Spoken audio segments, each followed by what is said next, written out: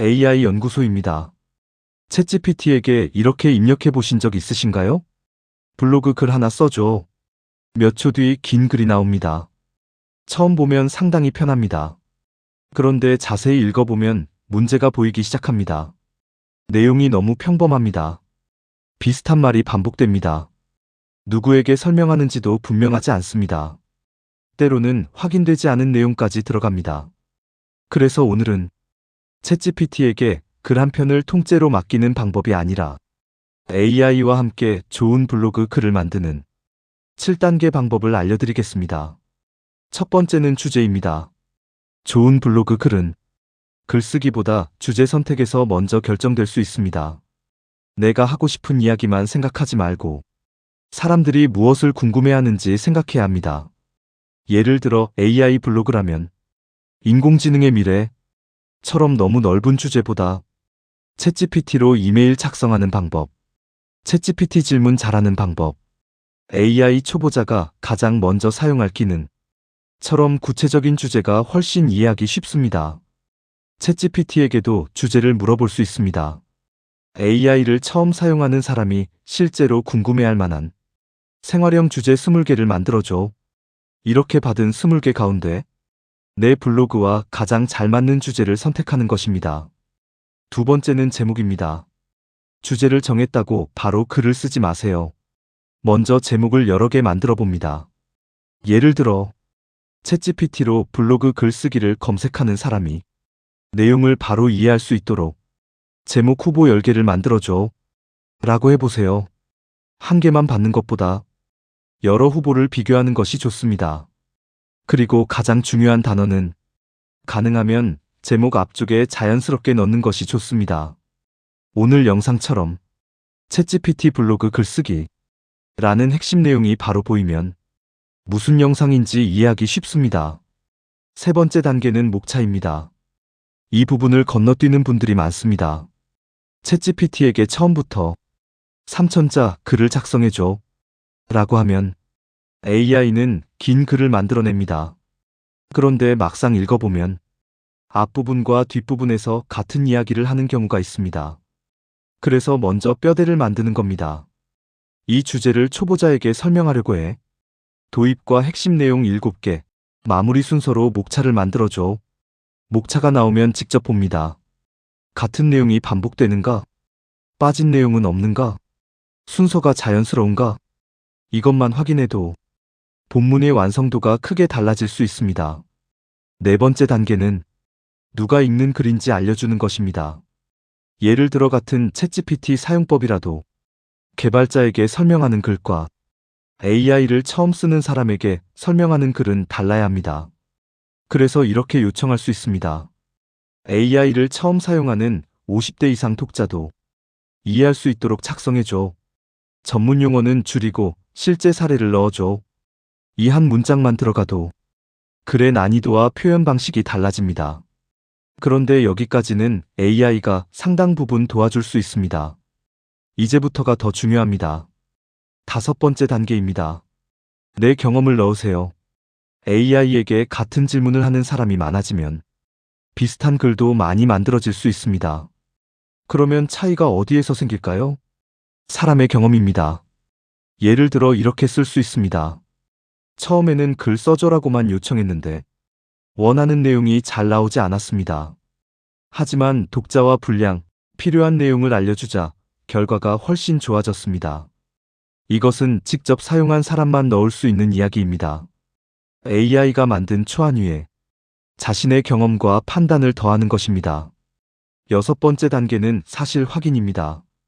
이 부분은 절대로 빼면 안 됩니다. 챗GPT가 긴 글을 자연스럽게 썼다고 해서 모든 내용이 맞는 것은 아닙니다. 특히 날짜, 가격, 통계, 제품 기능, 정책, 법률, 건강, 금융 관련 정보는 다시 확인하는 습관이 필요합니다. 예를 들어 AI 서비스의 가격을 소개하는 글인데 몇 달 전 가격을 그대로 작성한다면 독자에게 잘못된 정보를 전달하게 됩니다. 최신 정보가 필요한 글이라면 공식 사이트를 확인해야 합니다.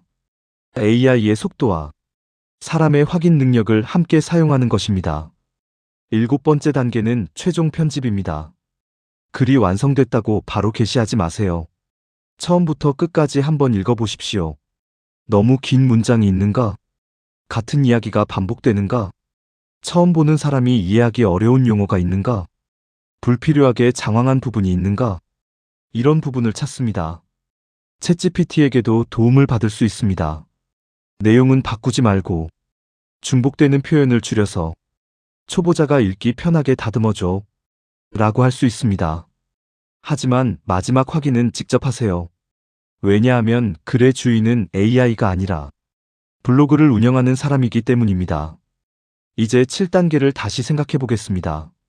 주제를 고릅니다. 제목을 만듭니다. 목차를 만듭니다. 독자에게 맞춰 본문을 작성합니다. 내 경험을 추가합니다. 사실을 확인합니다. 그리고 최종 수정합니다. 이렇게 하면 챗GPT가 글 전체를 대신 쓰는 방식과는 작업 방식이 완전히 달라집니다. 여기서 한 가지 더 중요한 이야기를 하겠습니다. AI를 사용하면 글을 빠르게 만들 수 있습니다. 그러다 보면 욕심이 생길 수 있습니다. 하루에 10개씩 올리면 더 좋은 것 아닐까? 하지만 글의 숫자만 늘리는 것이 좋은 블로그를 만드는 것은 아닙니다. 사람이 검색했을 때 실제로 궁금한 내용이 들어있는지, 다른 글과 너무 비슷하지 않은지, 내용이 정확한지, 끝까지 읽을 만한 글인지가 중요합니다. AI를 사용하면 제작 속도는 빨라집니다. 그렇다면 절약한 시간을 글의 품질을 높이는 데 사용하는 것이 더 좋습니다. 사진이나 대표 이미지를 개선할 수도 있습니다. 제목을 더 고민할 수도 있습니다. 관련된 이전 글을 연결할 수도 있습니다. 사실을 한 번 더 확인할 수도 있습니다. 이것이 AI를 제대로 활용하는 방법입니다. 오늘 소개한 7단계를 다시 정리하겠습니다. 첫째, 검색하는 사람이 궁금해할 주제를 찾습니다. 둘째, 제목을 여러 개 만들어 비교합니다. 셋째, 본문 전에 목차를 만듭니다. 넷째, 누가 읽을 글인지 알려줍니다. 다섯째, 자신의 경험과 생각을 추가합니다. 여섯째, 사실과 최신 정보를 확인합니다. 일곱째, 마지막에 글 전체를 직접 수정합니다. 처음부터 이 모든 것을 완벽하게 할 필요는 없습니다. 오늘 블로그 글 하나를 만들 때 한 가지만 바꿔보세요. 평소 챗GPT에게 글 써줘 라고 했다면 오늘은 먼저 이렇게 물어보세요. 이 주제로 사람들이 궁금해할 내용을 7개 목차로 먼저 만들어줘. 그리고 목차부터 확인해 보세요. 작은 차이지만 글을 만드는 과정 자체가 달라질 수 있습니다. AI 인사이트 연구소에서는 구글 블로그와 네이버 블로그에서도 AI 정보를 전하고 있으며 유튜브에서는 실제로 따라할 수 있는 AI 활용법을 계속 쉽게 설명해 드리겠습니다. 이번 영상이 도움이 되셨다면 구독과 좋아요, 알림 설정 부탁드립니다. 댓글에는 블로그 글을 만들 때 가장 어려운 부분이 무엇인지 남겨주세요. 주제인가요? 제목인가요? 본문인가요? 아니면 꾸준히 글을 올리는 일인가요? 다음 영상에서도 실제로 사용할 수 있는 AI 활용법으로 찾아뵙겠습니다. AI 인사이트 연구소였습니다. 감사합니다.